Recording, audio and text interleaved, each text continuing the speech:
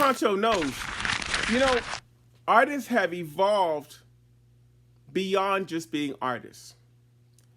Every last one of you now has become a small media agency.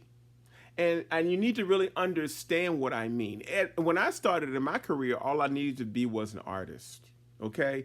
And if I did some administrative things to kind of keep track of things, I still didn't have expectations beyond that. If I needed a photographer, I hired a photographer. If I needed a videographer, I hired a videographer. I wasn't responsible to know every level of that.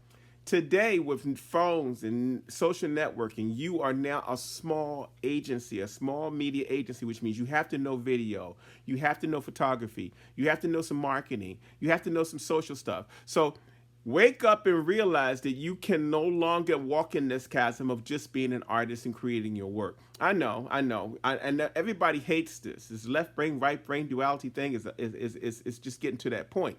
But if you don't understand that the responsibilities of an artist is greater than any other time in history, then you're probably working against yourself and don't realize it. You're probably more tired than you really want to be. You're probably sitting home right now asking yourself if I made the right decision to become an artist, because being an artist now wears several hats, especially if you're on a commercial trajectory of this business. On the finance trajectory of this business, you would hire an agent, you would have a rep, and they would be deciphering and dealing with and separating some of that stuff.